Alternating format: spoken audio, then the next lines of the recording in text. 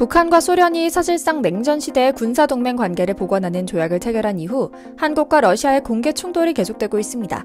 대통령실 국가안보실장은 러시아가 고도의 정밀 무기를 북한에 준다면 우리에게 더 이상 어떤 선이 있겠는가 라며 선을 넘지 말 것을 주문했는데요. 북한과 러시아 간의 위험한 거래를 계기로 한국과 양측에서 한국의 자체 핵무장을 포함한 다양한 핵 옵션을 검토하자는 워싱턴 브리핑이 나오며 전 세계의 화제를 모으고 있습니다. 러시아와 우크라이나 사태가 장기화되자 러시아는 자존심도 버리고 북한에 손을 내밀어 이런저런 지원을 받아온 것은 공공연한 사실인데요. 이번에 푸틴이 평양에 방문하며 이 관계를 더 깊이 만들게 되며 우리 대한민국의 핵무장론 역시 턱끝까지 준비된 모양이죠. 사실 한국에도 외관 미사일 기지에 수십 년 전까지만 해도 전략 핵탄두가 배치돼 있었다고 합니다. 지금은 아니라고 하지만 이제 미국에서도 한국의 다시금 전술핵 재배치 및 한국 자체 핵개발 무장 등 다양한 대안에 대한 한미 정부 차원의 검토와 전략적 공론화를 추진해야 한다는 목소리가 나오고 있는 건데요. 당장 러시아와 중국이 반발하고 나섰습니다. 러시아는 한국과 우호 관계를 쌓아온 것에 대한 정면 대결이라며 경고하고 나섰으며 중국은 한국같이 무책임한 소국이 가져서는 안 될 무기라며 이 틈을 타서 또다시 무시하는 모양새죠. 하지만 사실 우리 한국은 이미 핵탄두 개발 시작 휘슬을 불면 몇 달 안에 개발 완료를 마치고 전 세계 어디든 정밀 타격할 수 있는 미사일 기술까지 완벽하게 갖춰준 상태입니다. 그래서 오늘은 미국 워싱턴 브리핑을 통해 알아본 대한민국 핵무장 소식 이모저모와 함께 사실 은밀하게 준비해뒀다는 한국의 미사일 개발 상황의 속사정을 전해드리려고 합니다. 먼저 잠시 저희 광화문 브리핑 구독 설정도 부탁드리고요. 미국 의회에서 한반도에 전술핵을 재배치하고 핵 공유 협정을 재조정해야 한다는 목소리가 커지고 있습니다. 북한과 러시아가 전시 상호 군사 지원을 포함한 조약을 체결하면서 한반도에 유사시 러시아 군대가 중공군과 함께 자동으로 쳐들어오는 법적인 조항이 마련된 건데요. 워싱턴 브리핑은 공화당 간사인 한 중진 의원의 목소리를 전하며 1991년 철수한 주한미군 전술핵을 한반도에 재배치하고 더 나아가 한국의 자체적인 핵개발 능력 현실도 인정해야 한다고 말합니다. 그리고 이런 제안은 2025년 국방정책과 예산 규모를 정하기 위해 통과시키는 NDAA의 일을 반영할 것이라는 구체적인 계획도 전하는데요. 특히 북한, 중국, 러시아의 핵탄두 보유수가 빠르게 늘어나고 있는 만큼 우리나라도 핵무장 잠재력을 확보해야 한다는 주장도 커지고 있다고 합니다. 하지만 미국에서는 조금 더 현실적인 방안도 내놓습니다. 한국은 이미 핵무기 자체 개발 준비를 마친 상태다. 한국인들은 뛰어난 기술 개발로 이미 유사 기술을 개발해 갖추고 있다라고 말하며 독자 개발을 승인할 준비를 해야 함을 역설하기도 하는데요. 실제로 한국은 미사일 사거리 관련 제약 조건이 해제됨에 따라 몇 개월 만에 탄도미사일 개발을 완료했다고 발표하면서 이미 기술 개발을 마친 것이 아니었냐는 나름 자랑스러운 의심을 받기도 했죠. 실제로 한국은 최근 몇 년간 세계 정복이라도 할 것처럼 군사력을 강화하는데 남몰래 집중해봤습니다. 중국에서는 특히 한국이 대체 어디까지 군사력을 강화할 것인가 우려하는 차원의 뉴스를 내기도 했습니다. 이 매체는 한국의 주요 전쟁 시나리오가 독침 전략을 핵심으로 삼고 있다는 점에서 특별하다고 언급합니다. 대부분 국가가 소규모 국지전을 예상하며 전략을 수립하는데요. 현재 한국군은 극단적일 정도로 총력전을 가정한 국방계획을 세우고 있는 겁니다. 주변국인 러시아, 중국 같은 강대국을 상대로 전쟁을 한다면 한국은 패배하겠지만 승리한 상대국가도 정상적인 국가 운영이 불가능한 상태가 될 것이라는 분석입니다. 즉 전면전을 벌이는 나라가 어디든 간에 한국은 건드리면 죽는다는 정신으로 적의 핵심 시설을 무력화시켜서 재건하기 힘들 정도의 피해를 입히겠다는 것입니다. 사자, 호랑이, 표범조차 어쩌지 못하고 피해가는 고슴도치 독침이라는 뜻의 독침 전략인데요. 섣불리 도발할 생각도 못하게 하는 이 독한 전략에 중국은 물론이고 일본까지 경계하고 있으며 방송과 분석 기사를 통해 한국의 군사력에 대해 연일 관심을 드러내고 있는 것이죠.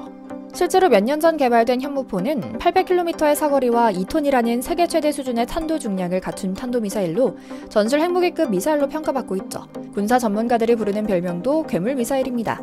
개발 성공 소식에 전 세계가 발칵 뒤집어졌는데요. 현무포와 같은 미사일은 세계 어느 나라에도 존재하지 않기 때문입니다. 오로지 한국만이 개발에 배치해놓고 있는 것이죠. 실제로 미사일 전력에 있어 한국은 이미 세계 5위입니다. 북한이 현재 600여 기의 전술미사일을 가지고 있는 것에 비해 우리는 1000여 기를 넘겼고 2023년까지 2000여 기를 보유한다는 계획을 갖고 있습니다. 그야말로 어마어마한 양입니다. 탄두의 중량이 500kg만 돼도 불가능한 작전이 없다고 하는데요. 만약에 상황이 발생했을 때 우리 미사일 역량만으로도 3시간 정도면 적국을 올스톱시킬 수 있는 것이죠. 흥미롭게도 현무포는 스타워즈에 나온 신의 지팡이라는 우주무기에서 아이디어를 얻었다고 하는데요. 신의 지팡이는 우주선에 뾰족한 막대기 형태의 텅스텐 봉을 달고 있다가 특정 지역에 자유 낙하시켜 지면을 초토화시키는 무기로 묘사됩니다. 무중력 상태의 우주에서 떨어뜨린 무기는 지구의 중력에 의해 엄청난 속도가 붙어 핵폭탄급의 충돌 에너지를 발생시키죠. 이처럼 현무포 미사일은 수백 킬로미터 상공까지 고각으로 발사한 뒤 엄청난 속도로 자유낙하의 표정을 명중시키도록 설계되어 있습니다. 2톤의 탄두는 지하 180m까지, 콘크리트의 경우 24m까지 관통할 수 있다고 하는데요. 전문가들의 계산에 의하면 4톤 탄두는 지하 300m까지 뚫고 들어갈 것이라 합니다. 핵폭탄보다 더 깊은 곳을 직접적으로 파괴할 수 있는 그야말로 무시무시한 위력을 가진 것이죠. 현무포의 지면 임팩트 속도는 무려 마하 10에 이르는데 그렇게 빠르게 표적에 접근하는 미사일은 전 세계적으로도 드물다고 합니다. 2톤이나 되는 무게를 상공으로 쏘아올리는 고체 로켓 모터 기술력도 대단하고요. 이처럼 현무포는 지하시설 파괴가 주 목적이라고 보면 되는데 미국의 벙커 버스터보다 몇 배 더 강한 무시무시한 미사일로 여겨집니다. 800km의 사거리도 놀라운데 군 관계자의 말을 잘 들어보면 그 이상도 가능할 것으로 보입니다.